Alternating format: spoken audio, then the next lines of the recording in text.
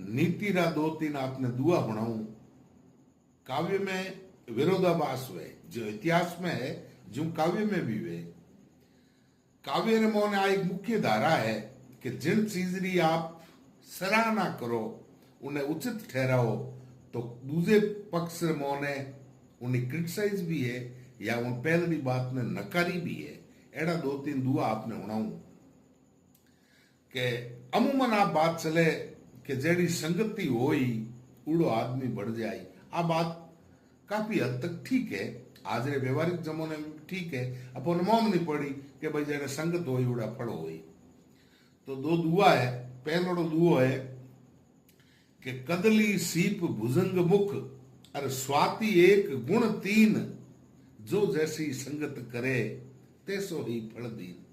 Swati नक्षत्री Huggies बूंद है, वह पड़ी तो जटे जटे वह पड़ी उनो अलग अलग प्रभाव हुई, क्योंकि संगति और है हगेज दूजड़ो कीकर, तीनों जगह अलग अलग कीकर के अहिमुख गिरियो सो विष भयो और कदली भयो कपूर, सीपी सो मोती भयो संगत के गुण सूर।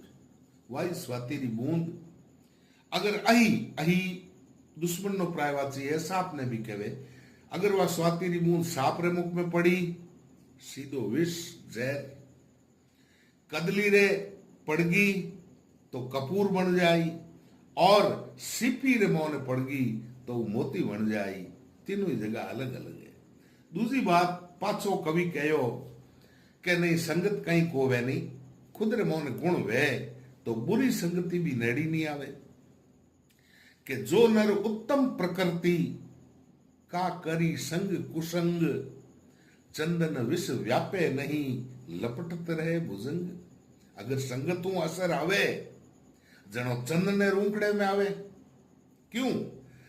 कालिंदार हाप वे उन्हें मोने तो जहर भरियोड़ो रही, और अमूमन जटे चंदना वृक्ष वे वो कालिंदारियों आटा दियोड़ा उन्हें हर टाइम चिपियोड़ो रही, तो वो जहर चंदन में कदे नहीं आवे, क्योंकि वो गुणवान है। इन वास्ते संगति अट असर नहीं करे। राजिए रे भी एक दुओ है कि मलिया गिर मंजार हर कोई तरु चंदन हुए, संगत लहे सुधार रूखो नेली राजिया। वृक्षों नहीं संगति सुधार ले, चंदन नो एक रूंकड़ो होई अगर वन में, तो उन्हें पड़ोस में या खने जगह दूजा रूंकड़ा है वे चंदन नो गुण ले ले। धन्यवाद।